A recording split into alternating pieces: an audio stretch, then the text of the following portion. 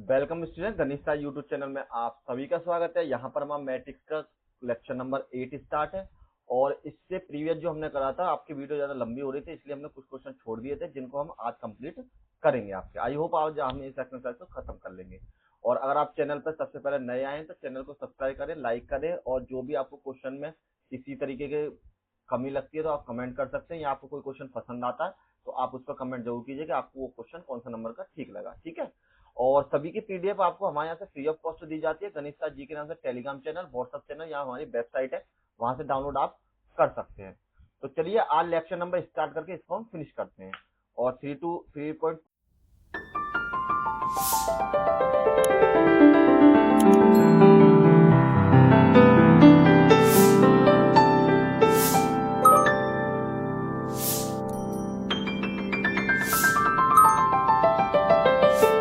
आपकी एक्सरसाइज है मैट्रिक्स में। तो ये सारी चीजें मैंने आपको पहले डिस्कस कर रखी है। तो आपके जो आज हम क्वेश्चन करेंगे क्वेश्चन नंबर 17 से।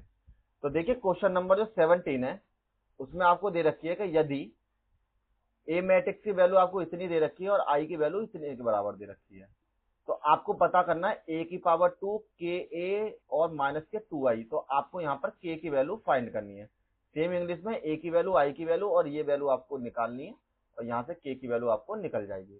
तो देखिए एक चीज ध्यान रखिए, इसको अगर आप डायरेक्ट करना चाहें, सभी को एक साथ वैल्यू रख दें, हो तो तब भी जाएगा, लेकिन इस तरीके से करें नहीं, क्योंकि इस तरीके से अगर आप करेंगे तो अगर आपकी बाई चांस कोई गलती हो जाती है क्वेश्चन में, तो आपको वो गलती इजीली नहीं मिलेगी और के की वैल्यू आपकी गलत हो जाएगी। तो इसलिए सिंपल तरीके करें, पहले ए स्क्वायर की वैल्यू निकालें, उसके बाद के की वैल्यू निकालें, और लास्ट में आप के आई की वैल्यू निकालें। तो चलिए हम सॉल्व करते हैं। सबसे पहले ए स्क्वायर की वैल्यू निकालते हैं। ए स्क्वायर का मतलब है ए मैट्रिक्स की मल्टीप्लाई ए मैट्रिक्स के साथ हो जाएगी।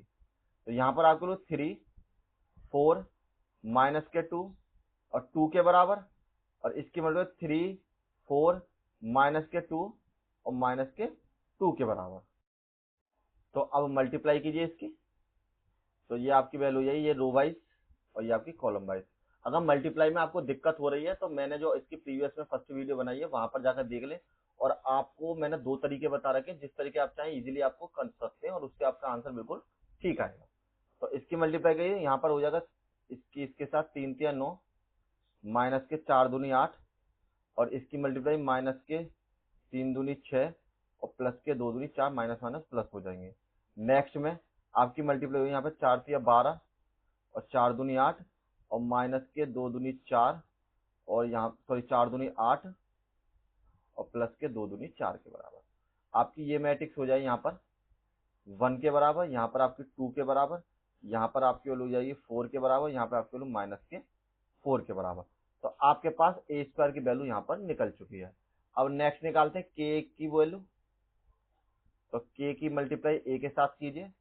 तो के स्केलर है, जिसमें आपको मैट्रिक्स ए की वैल्यू 3 माइनस के 2 4 और माइनस के 2 के बराबर, और यहाँ पर जो आपके वैल्यू 3 के माइनस के 2 के और 4 के और माइनस के 2 के बराबर। अब लास्ट में आपको निकालनी है किसकी, 2 आई की वैल्यू। तो जिसमें 2 आइडेंटिटी मैट्रिक्स होती है 1 0 0 और 1 के बराबर। तो यहाँ पर जो आपकी वैल्यू हो जाएगी 2 0 0 और 2 के बराबर। अब आपके पास यहाँ पर तीनों की वैल्यू निकल चुकी है। तो अब जो आपको निकालना है, क्वेश्चन में पुट कर लीजिए ए स्क्वायर बराबर में के ए माइनस के 2 आई के बराबर।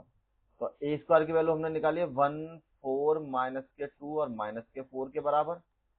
के ए की वैल्यू हमारी निकल के आई है 3 के माइनस के 2 के प्लस के 4 के एंड लास्ट में 4 के आपका माइनस के 4 के बराबर। ठीक है, सॉरी सॉरी सॉरी, ये तो के वाली मैट्रिक्स थी ना, तो यहाँ पर तो 2 ही था, मुझे लगा उस वाली मैट्रिक्स की। तो ये आपकी वैल्यू है 2 के बराबर, और माइनस में 2 आई की वैल्यू आई आपका 2 0 0 और 2 के बराबर। अब देखिए आप यहाँ पर किसी भी चीज को, मतलब किसी भी एक वैल्यू को बराबर रखे एलिमेंट को, चाहे सभी के फर्स्ट एलिमेंट ले लीजिए, चाहे सभी के सेकंड एलिमेंट रख लीजिए, जिस तरीके चाहे उस तरीके से एक एलिमेंट को बराबर रख लीजिए, आपकी के की वैल्यू यहाँ से निकल जाएगी, और सभी कंडीशंस में आपकी के की वैल्यू सेम आएगी निकल कर। जैसे इसको और इसको और इसको हम बराबर रख लेते हैं, तो 1 बराबर में 3 के माइनस के 2 के बराबर। यहाँ पर आपको 1 प्लस के 3 बराबर, सॉरी 1 प्लस के 2 इधर आने में प्लस हो जाएगा, यहाँ पर 3k के बराबर, ये आपकी वैल्यू 3 बराबर में 3k के, यहाँ हम चेंज करके लिख सकते हैं 3 के बराबर 3 और k बराबर आपकी वैल्यू 3/3, k बराबर आपकी वैल्यू हो जाएगी 1 के बराबर। और अगर आप चाहो देखे दूसरे एलिमेंट को रख के देख लीजिए तब भी आपकी वैल्यू सेम आएगी। यहाँ पर -2 बराबर में -2 के प्लस में 0 के बराबर, तो -2 के बराबर -2 के, माइनस से माइनस कैंसिल और 2/2 बराबर आपके वैल्यू k के, और 2 1 जा 2 और k की वैल्यू 1 के बराबर। तो किसी भी एक का प्रयोग करके आप इस वैल्यू को सॉल्व कर सकते हैं। ठीक है, अच्छा क्वेश्चन है और इंपॉर्टेंट भी है। अब देखिए क्वेश्चन नंबर 18। क्वेश्चन नंबर 18 बहुत ज्यादा इंपॉर्टेंट है, आपके एग्जाम में आया भी है और काफी लॉजिकल क्वेश्चन है आपका। आपको इसमें दे क्या रखिए कि कोई भी एक मैट्रिक्स है जिसमें 0 माइनस के 10 अल्फा बटे 2 और 10 अल्फा बटे 2 और 0 के बराबर।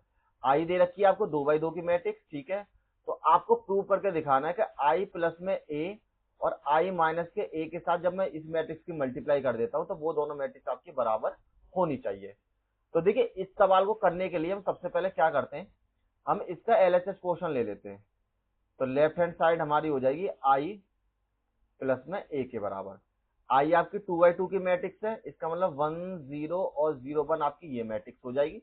और ए की जो वैल्यू है वो आपको जो दे रखी है 0 माइनस के 10 अल्फा बटे 2 और 10 अल्फा बटे 2, 10 अल्फा बटे 2 और 0 के बराबर। इनको ऐड कीजिए तो आपके लोग 1 प्लस में 0, 0 माइनस के 10 अल्फा बटे 2 और 0 प्लस के 10 अल्फा बटे 2 और 0 प्लस 1 प्लस के 0 के बराबर। तो आपकी जो आई प्लस में जो ए की वैल्यू है वो बराबर हो जाए 1 माइनस के 10 अल्फा बटे 2 और 10 अल्फा बटे 2 और 1 के बराबर। ये आपकी जो एलएचएस पोर्शन था इतना आ गया। अब आपको आरएचएस पोर्शन निकालने के लिए सबसे पहले आप वो ले लेते हैं इसका आरएचएस साइड, आरएचएस बराबर। तो वो आपकी वैल्यू है आई आइडेंटिटी माइनस के ए के बराबर और साथ में मैट्रिक्स आपकी कॉस एल्फा माइनस के साइन एल्फा अपॉन में साइन एल्फा और यहाँ पर कॉस एल्फा के बराबर। अब आप एक काम कीजिए, जो आइडेंटिटी मैट्रिक्स की जो वैल्यू है वो आपके पास 1 0 0 और 1 के बराबर, और यहाँ पर जो ए मैट्रिक्स की वैल्यू है आपकी किसके बराबर है 0 माइनस के 10 अल्फा बटे 2 और 10 अल्फा बटे 2 और यहाँ पर आपके लोग 0 के बराबर, और साथ में आपकी मैट्रिक्स है कॉस एल्फा माइनस के साइन एल्फा और साइन एल्फा और कॉस एल्फा के बराबर। तो इसको सॉल्व कर लीजिए पहले। तो यहाँ पर आपके लिए 1 में से माइनस किया तो 1 के बराबर, 0 में से माइनस किया तो ये हो जाएगा प्लस के 10 अल्फा बटे 2, यहाँ से आपकी वैल्यू हो जाएगी माइनस के 10 अल्फा बटे 2 और 1 में से 0 माइनस किया तो यहाँ पे आपकी वैल्यू हो जाएगी 1 के बराबर। और ये जो आपकी वैल्यू हो जाएगी यहाँ पर कॉस एल्फा माइनस के साइन एल्फा बटे में सॉरी साइन एल्फा और यहाँ पर कॉस एल्फा के बराबर। अब आपको अभी तो आपको और सॉल्व करना है, अब इनकी मल्टीप्लाई करनी पड़ेगी। तो अब चलिए इस वैल्यू को हम नेक्स्ट पेज में मूव कर लेते हैं। तो आपके पास यहाँ पर वैल्यू हो जाएगी बराबर में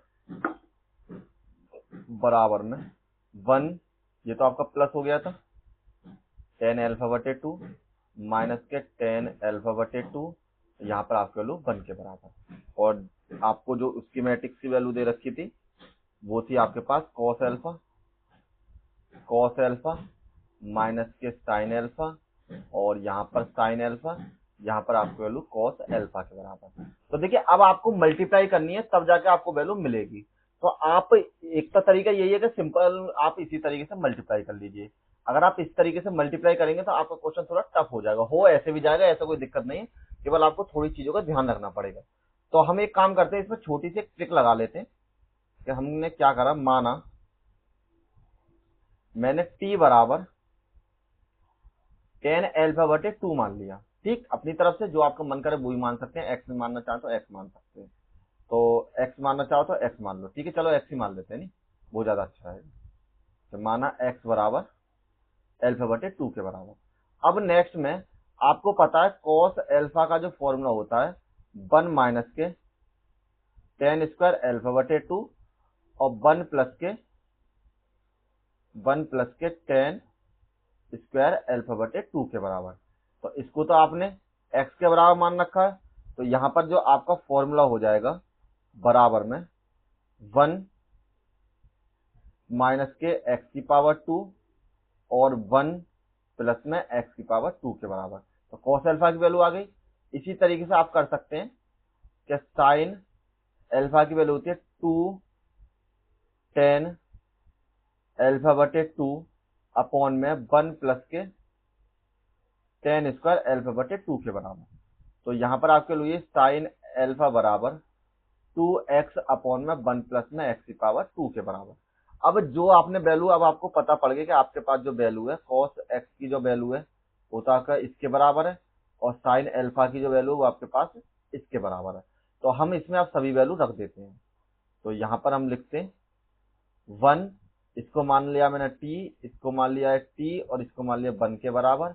और यहाँ पर जो आपकी वैल्यू है ये हो जाएगी 1 माइनस के x की पावर 2 और 1 प्लस के x की पावर 2 माइनस में 2x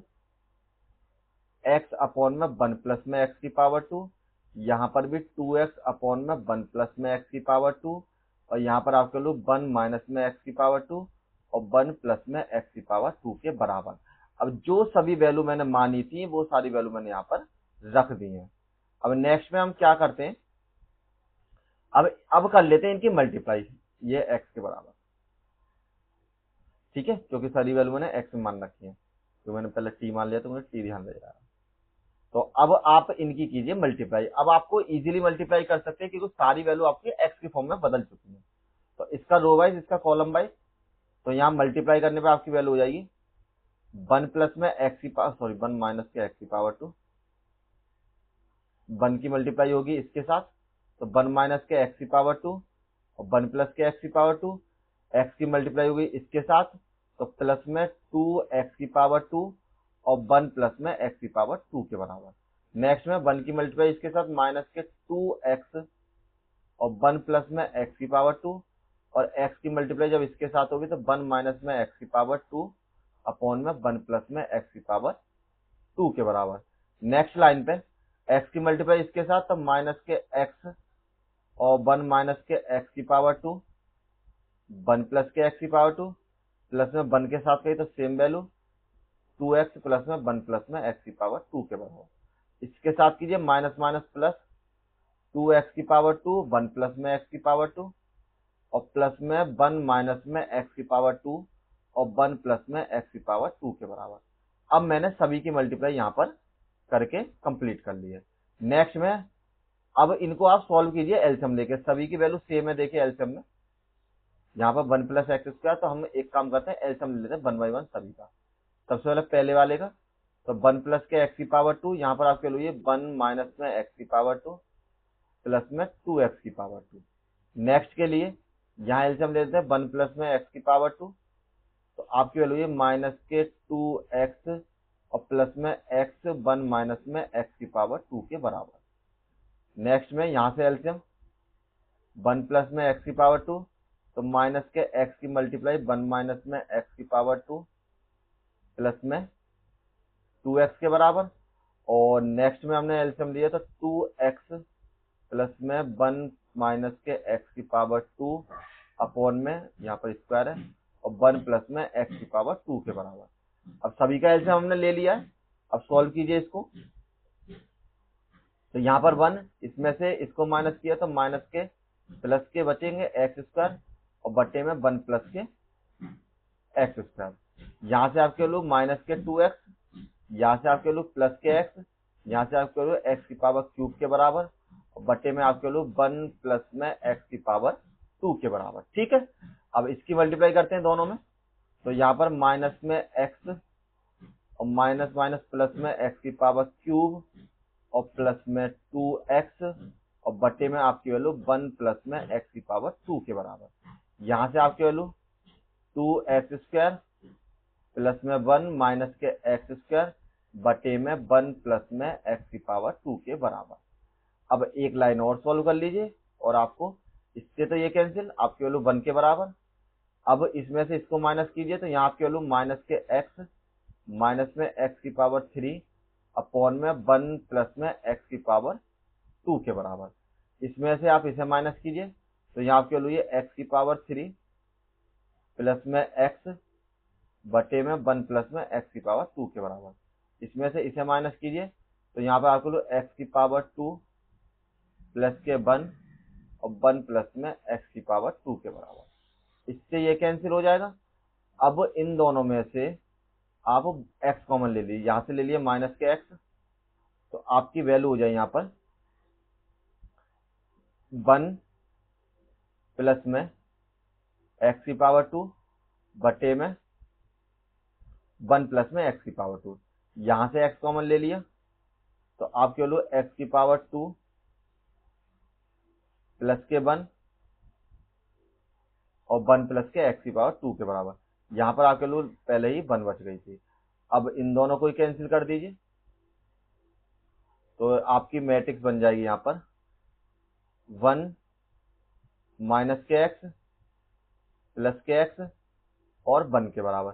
x की वैल्यू आपने क्या मानी थी 10 के बराबर, तो यहाँ पर हम रख लेते हैं बराबर में 1 माइनस के, सॉरी थोड़ा डिस्टेंस पे लिखते हैं, यहाँ पर आपके लिए 1 मैट्रिक्स का पहला एलिमेंट 1 और x की वैल्यू रख दीजिए यहाँ पर, तो माइनस के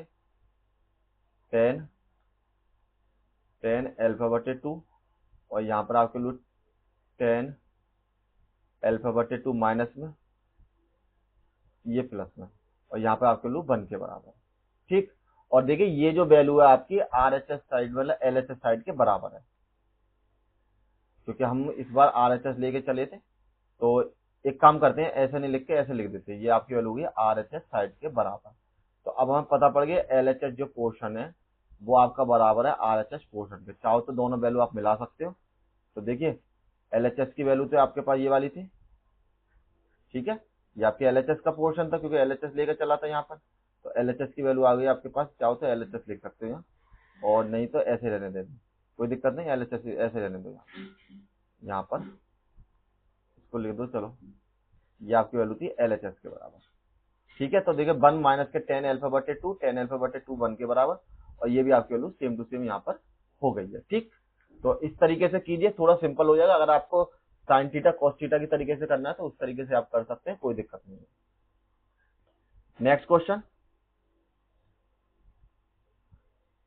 अब आपका आ गया क्वेश्चन नंबर 19। तो ये है थोड़े आपके थ्योरेटिकल बेस्ड क्वेश्चन, और ज्यादा वो नहीं है, सिंपल क्वेश्चन है, ज्यादा कुछ नहीं है, केवल हम इनको पढ़ते हैं। तो आपको 19 के 2 क्वेश्चन दे रखे हैं, ए पार्ट और बी पार्ट, तो दोनों क्वेश्चन अलग अलग तरीके से करने हैं, मतलब अलग अलग तरीके से, मतलब अलग अलग 2 बार निकालने हैं, तरीका एक ही रहेगा। ये कह रहा है किसी व्यापार संघ के पास 30,000 रुपए का कोष था, मतलब किसी के जो अपना जो बिजनेस करना चाह रहे थे 30,000 रुपए थे उनके पास, जिन्हें 2 भिन्न भिन्न ब्रांडों को निवेश कर दिया। उसने क्या कहा 30,000 रुपए को 2 जगह पर इन्वेस्ट कर दिया। तो प्रथम बॉन्ड से उसको 5% वार्षिक मिलता है, दूसरे बॉन्ड से मिलता है उसको 7%। उसने बॉन्ड खरीद लिए 30,000 रुपए का, पहले बॉन्ड से 5% की ब्याज से उसको इनकम हो जाती है, ब्याज मिल जाता है, इंटरेस्ट मिलती है, और दूसरे से मिल जाती है 7% से। तो आप भी गुणन के प्रयोग द्वारा यह निर्धारित कीजिए कि 30,000 रुपए कोष को 2 ब्रांडों में निवेश करने पर किस प्रकार बांटे व्यापार को कुल प्राप्त इतना होगा। मतलब एक बार तो उसको कुल 1800 प्राप्त हुए, एक बार इसको 200 रुपए प्राप्त हुए हैं। तो आपको ये बताना कि उसने कितने रुपए किसमें इन्वेस्ट करे और कितने रुपए किस ब्रांड में इन्वेस्ट करे, मतलब 7% वाले में कितने करे और 5% वाले में कितने करे, ये वैल्यू आपको निकालनी है। तो कोई दिक्कत नहीं। एक test fund rupees has 30,000 the must be invest in the 2 different type of the bond. The first bond पे 5% interest and second 7% interest using matrix multiplication determine और how to divide 3,000 among the, मतलब इसको 30,000 रुपए कैसे 2 पार्टों में divide करोगे। If the fund of 18 और 20, मतलब 1800 और 2000 आपको मिल जाए। तो हम एक काम करते हैं कि माना प्रथम ब्रांड में निवेश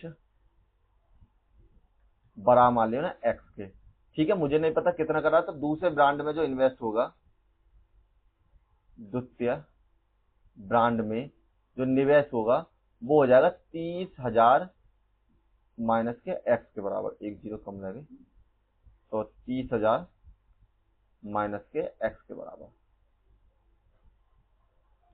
ठीक, ये आपकी वैल्यू हो चुकी है। अब 30,000 कैसे हो गई, जैसे मान लीजिए रोहन और शोहन, मुझे पता दोनों के पास 10 रुपए थे। अब मुझे पता पड़ गया रोहन के पास 2 रुपए थे, तो सोहन के पास कितने रुपए थे, 8 रुपए, क्योंकि दोनों को जोड़कर तभी इनके पास 10 रुपए हो जाएंगे।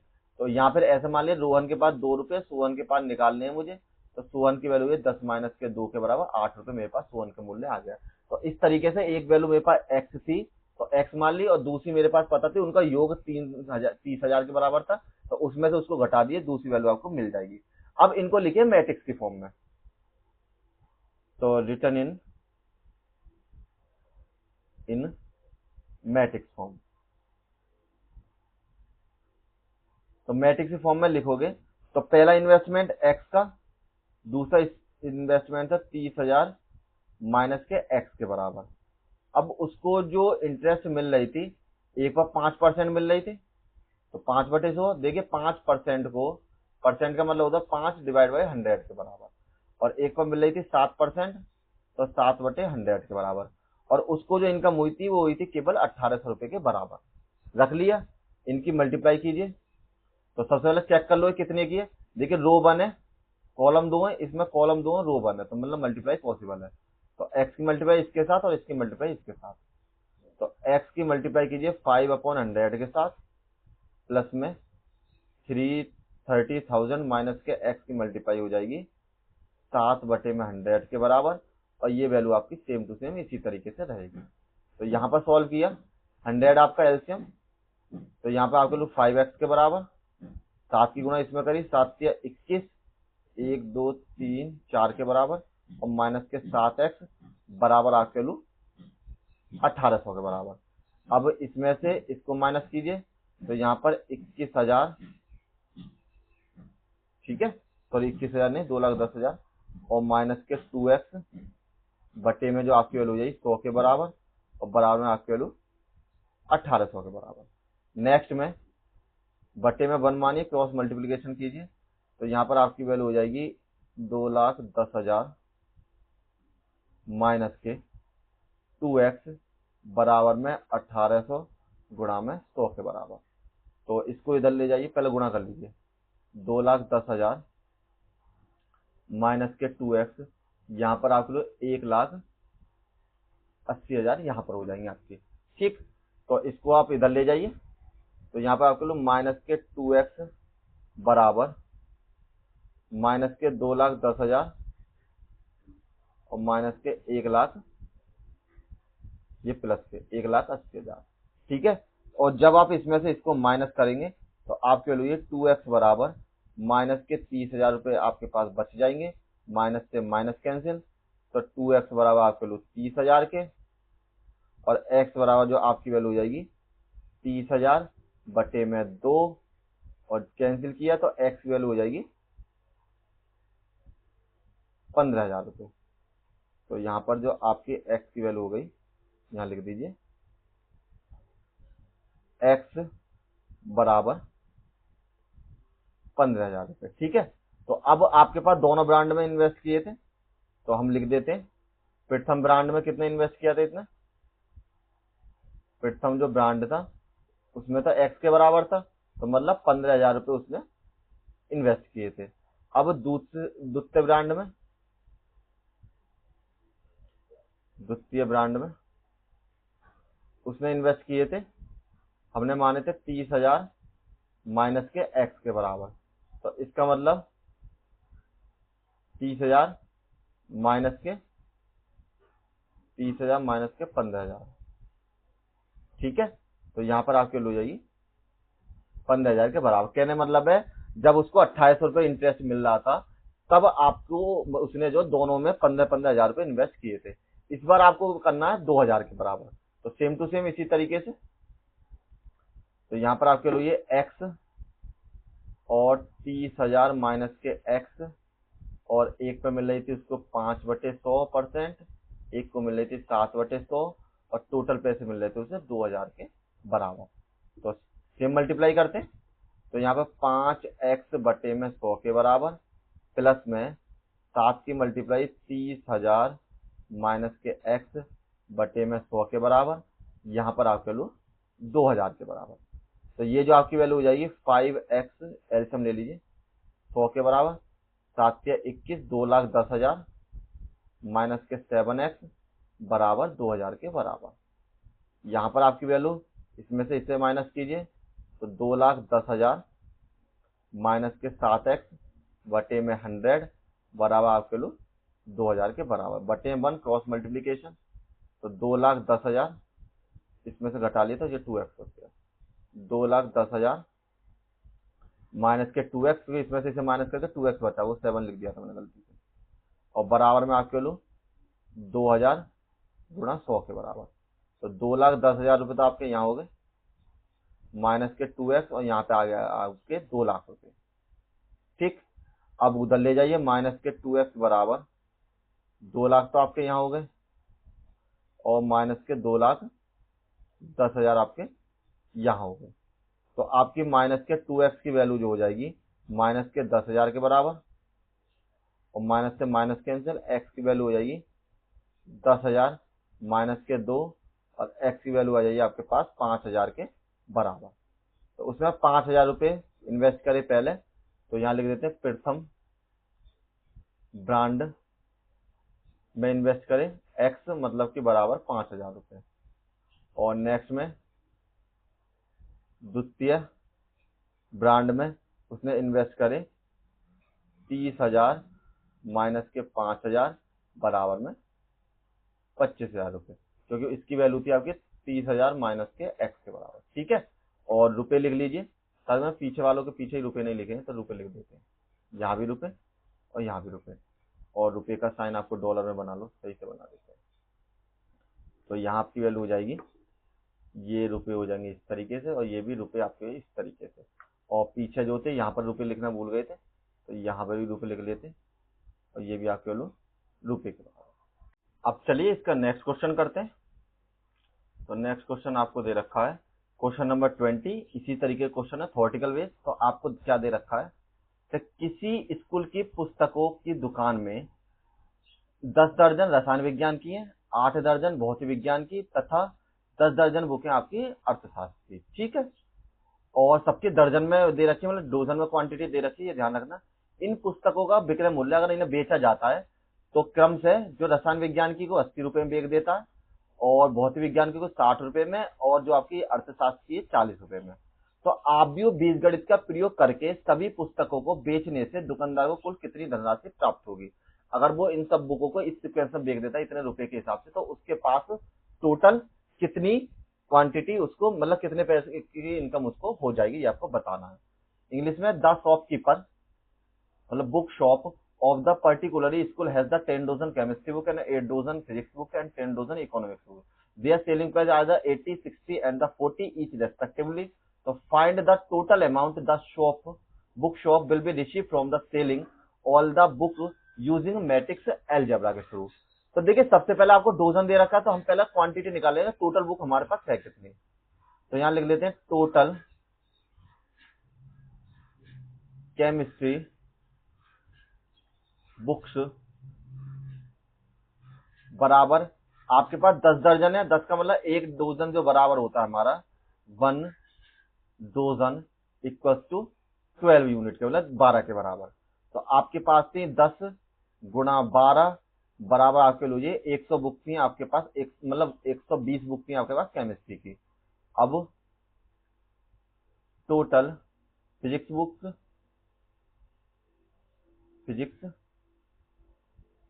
बुक्स बराबर आपके पास 8 गुणा 12, तो 12 अट्ठे 96, 96 आपकी यहां से वैल्यू हो जाएगी। नेक्स्ट में टोटल इकोनॉमिक बुक, इकोनॉमिक्स ऐसे CS है यहाँ पे, यानी ये भी CS है, यहाँ पर भी CS और यहाँ पर भी CS। ठीक है, तो बुक्स कितनी थी आपके पास 10 मल्टीप्लाई में 12 बराबर में आपके लिए 120 के बराबर। तो टोटल केमिस्ट्री की बुक हो गई ये। हम मान सकते हैं आप भी के फॉर्म में अगर लिखे हम तो माना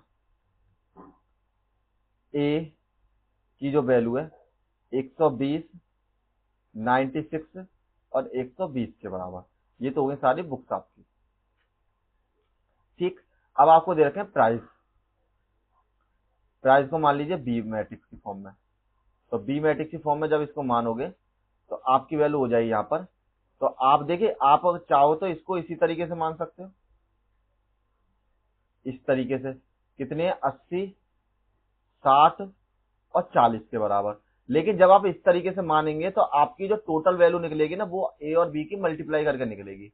और ए और बी की मल्टीप्लाई आपकी इस मैट्रिक्स में नहीं होगी। क्यों? क्योंकि इसमें एक रो 3 कॉलम है और इसमें भी एक रो और 3 कॉलम है, तो ये वैल्यू आपकी सेम मैच नहीं खाएंगी। तो आपको क्या चेंज करना पड़ेगा, क्या एक का ट्रांसपोज करना पड़ेगा, किसी भी एक का ट्रांसपोज कर लीजिए, आपकी वैल्यू निकल जाएगी।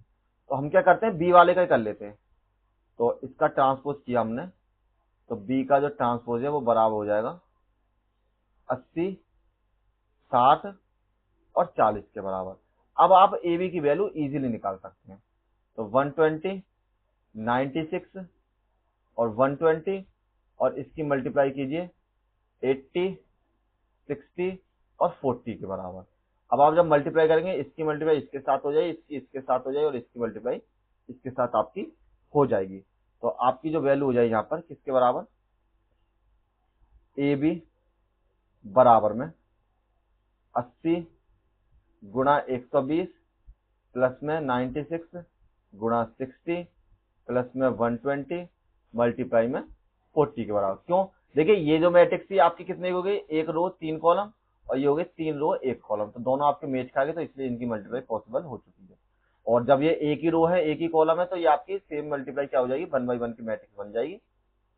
और यहाँ पर ऐड कीजिए आप, तो ये आपकी वैल्यू ये ए बी बराबर 12 8 96, 9600, तो यहाँ पर आपकी वैल्यू हो गई 9600। ठीक है, और यहाँ पर आपकी वैल्यू 0 लगा लीजिए, 6 6 36 की 6 हासिल लगे 3 और 9 6 के 54 और 3 57, तो 5760 यहाँ पे हो गए, 12 चौक 48 और ये आपकी वैल्यू यहाँ पे हो गई। इन सबको ऐड कर दीजिए, तो ऐड करके आपकी वैल्यू 20,160 रुपये उसकी इनकम हो जाएगी। और यही आपका आंसर हो जाएगा कि कुल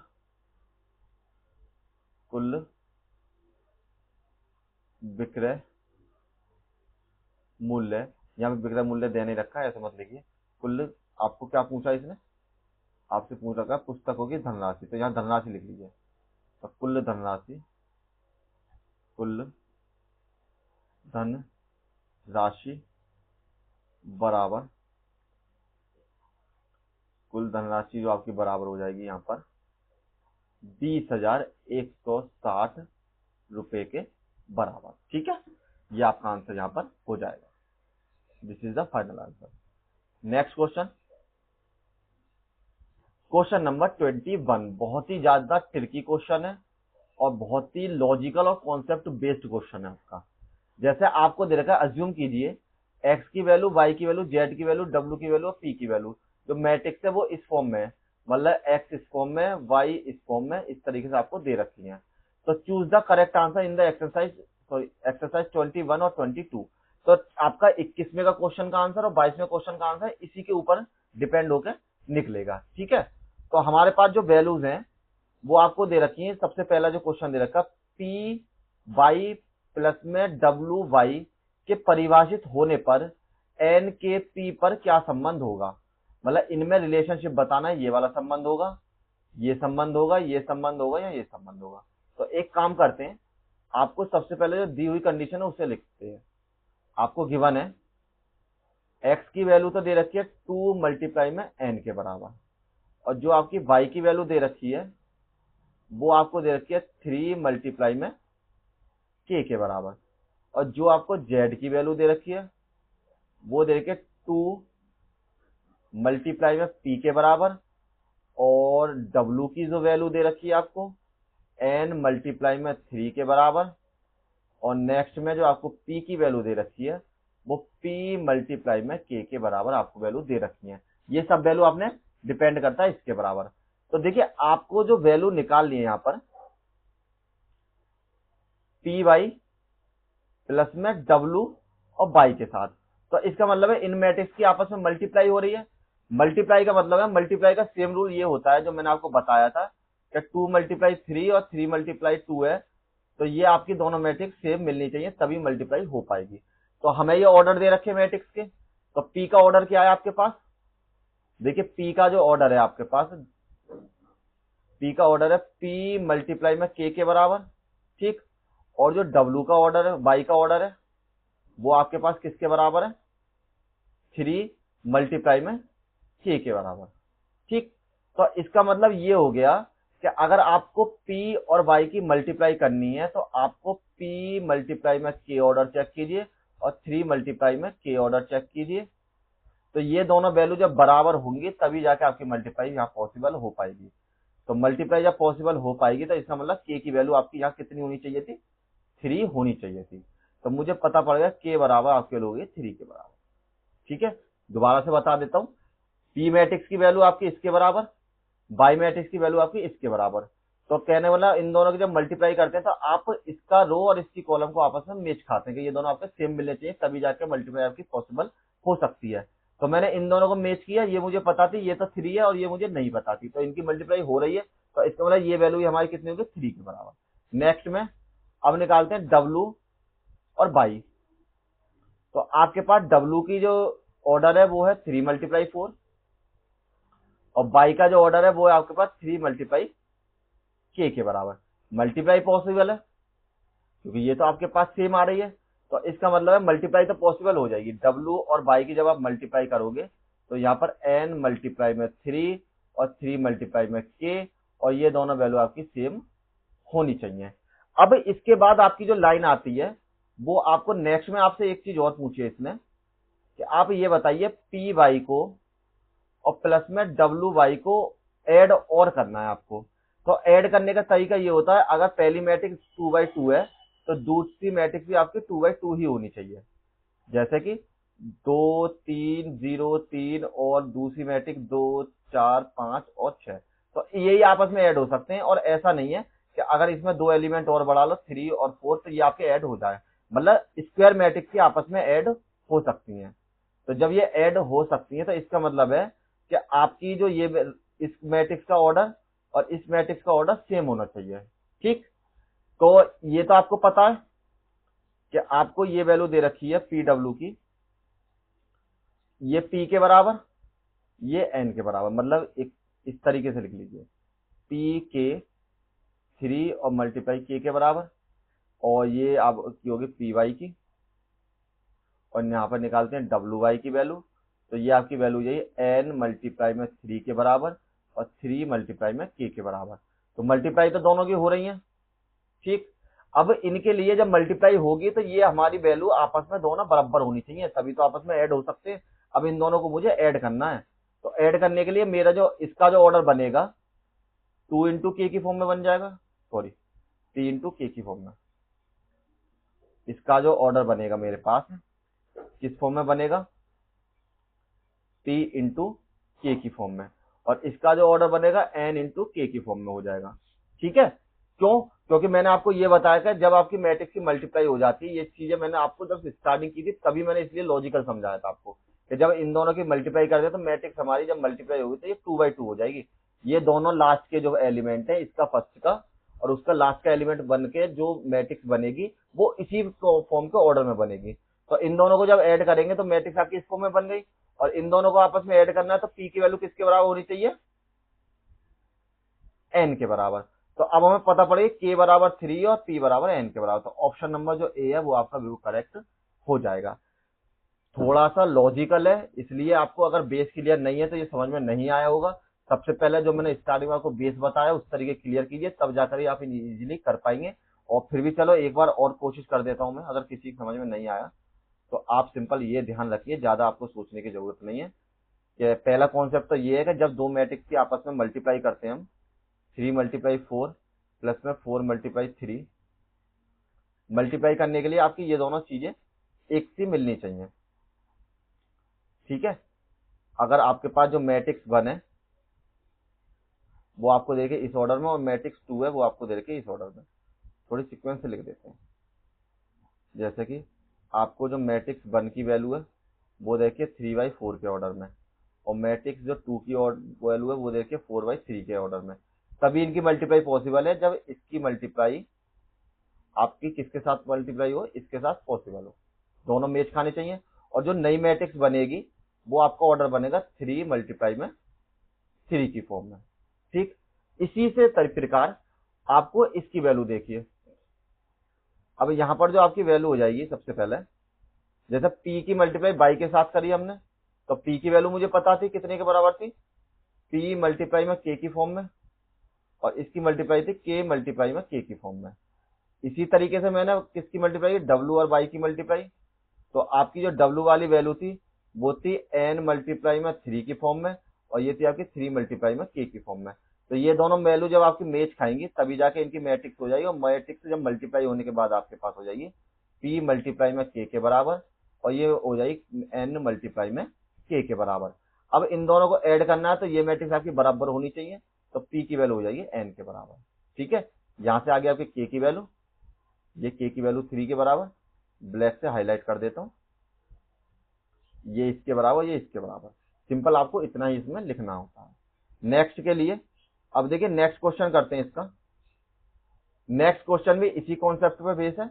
तो सबसे पहले हम लिख लेते हैं x बराबर आपको वैल्यू दे रखी है 2 मल्टीप्लाई n के बराबर, y बराबर आपको वैल्यू दे रखी है 3 मल्टीप्लाई में k के बराबर, और z बराबर आपकी वैल्यू देखिए 2 मल्टीप्लाई में p के बराबर, और z के बाद w की वैल्यू आपको दे रखी है n मल्टीप्लाई में 3 के बराबर, और p की वैल्यू आपको दे रखी है किसके बराबर, p मल्टीप्लाई में k के बराबर। ठीक, आपको यहाँ पर n बराबर p है, ये आपको ऑलरेडी दे रखा है कि n की वैल्यू p के बराबर है।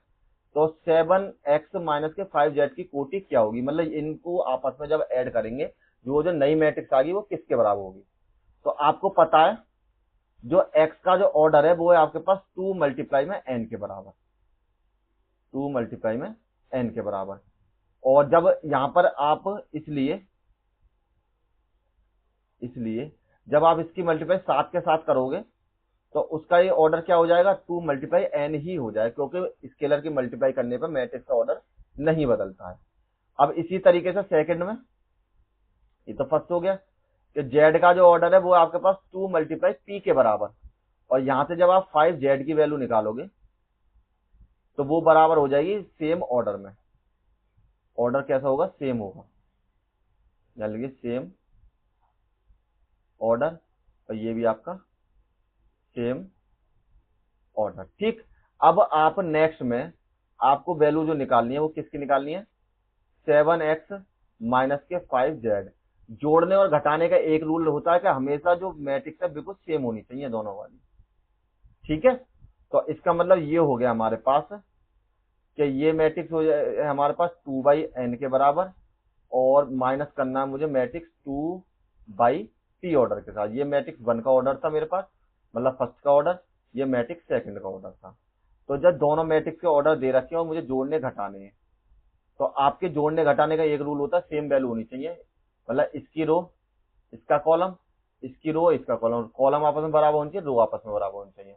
तो कॉलम तो आपस में बराबर है, p की वैल्यू तो आपको ऑलरेडी दे रहा है n के बराबर, और ये वैल्यू किसके बराबर है आपकी 2 बराबर में 2 के बराबर। ठीक है, तो जब ये आपकी वैल्यू जो है 2 के बराबर हो जाएगी, यहाँ पर p की वैल्यू n के बराबर, n की वैल्यू 2 के बराबर, तो आपकी जो ये वैल्यू है यहाँ पर मैट्रिक्स में किसके बराबर होनी चाहिए, यहाँ तो 2 मल्टीप्लाई, यहाँ तो p मल्टीप्लाई 2 होने चाहिए, यहाँ पे 2 मल्टीप्लाई n होनी चाहिए, यहाँ पर n मल्टीप्लाई 3 के बराबर ये आपकी वैल्यू होनी चाहिए। अब इसका मतलब ये हो गया आपके पास सीधा सीधा सा, अगर ऐसे समझ में नहीं आया तो मैं सिंपल आपको बता देता हूँ कि इसका मतलब ये है कि अगर आपको इन दोनों मैट्रिक्स को जोड़ना या घटाना है तो 7x वाली जो मैट्रिक्स है वो हो जाएगी 2 मल्टीप्लाई n के बराबर, और 5z वाली जो मैट्रिक्स है वो है आपके पास 2 मल्टीप्लाई p के बराबर। तो यहाँ तो आपकी मैट्रिक्स 2 इंटू n होनी चाहिए, और ये भी 2 इंटू n होनी चाहिए, क्योंकि मैंने बताया था रो रो के बराबर, कॉलम कॉलम के बराबर। या फिर आपकी मैट्रिक्स ये 2 इंटू p होनी चाहिए, और ये मैट्रिक्स भी 2 इंटू p होनी चाहिए। तभी जाके जब आपकी मैट्रिक्स सेम ऑर्डर में मिल जाएंगी तभी जाके आप इनकी मल्टीप्लाई पॉसिबल कर सकते हैं। तो आपको दो कंडीशन मिली यहाँ पर, या तो 2 इंटू एन हो या फिर 2 इंटू पी हो, तभी जाके इनको आपस में ऐड कर सकते हो। तो अब आप ऑप्शन देख लीजिए, तो ऑप्शन में आपको दोनों में से केवल एक ही ऑप्शन मिल रहा होगा, और वो है आपका ऑप्शन नंबर बी, जिसमें 2 इंटू एन की फॉर्म आपको दे रखी है। तो 2 इंटू एन आपके पास दे रखी है। यहाँ पे ऑप्शन में 2 इंटू पी होता तो हम 2 इंटू पी को ही लगाते। ठीक, मतलब इन दोनों की जब तक आपके रो कॉलम सेम नहीं होंगे, जब तक इन मैट्रिक्स को नहीं ऐड कर सकते, नहीं इनको सब्ट्रैक्ट कर सकते हैं। तो यही इसका आंसर हो जाएगा। देखिए बहुत ही ज्यादा लॉजिकल क्वेश्चन है ये, इसको समझने के लिए आपको लॉजिक कंप्लीट करना पड़ेगा। सबसे पहले मैंने आपको स्टार्टिंग में बताई थी, लेकिन फिर भी मैंने बहुत इजीली समझाने की कोशिश की है। अगर फिर भी समझ में नहीं आया तो आप मुझे कमेंट कीजिए, मैं आपको और इजीली इस तरीके से वीडियो बना के एक स्पेशल इसकी अलग से डाल दूंगा, ठीक है, अगर आप किसी भी स्टूडेंट को दिक्कत आती है तो चलिए, आज की जो क्लास हमारी यहीं समाप्त होती है, और ये वाला चैप्टर भी हमारा यहीं पर फिनिश हो जाता है। नेक्स्ट एक्सरसाइज चलेगी और उसमें आप बने रहिए, कंटिन्यू करते चलिए, सभी के फेयर कॉपी बनाते चलिए, और हमारे जो नोट्स की पीडीएफ है आप हैंड टू हैंड डाउनलोड करते रहें, जिससे कि आपको जो बोर्ड एग्जाम जब आपके हो तो आपको किसी तरह की दिक्कत ना हो, और सभी क्वेश्चन के सॉल्यूशन आपके पास ऑलरेडी प्रिपेयर्ड हो। ठीक है, तो thank you all of you, मिलेंगे नेक्स्ट वीडियो में।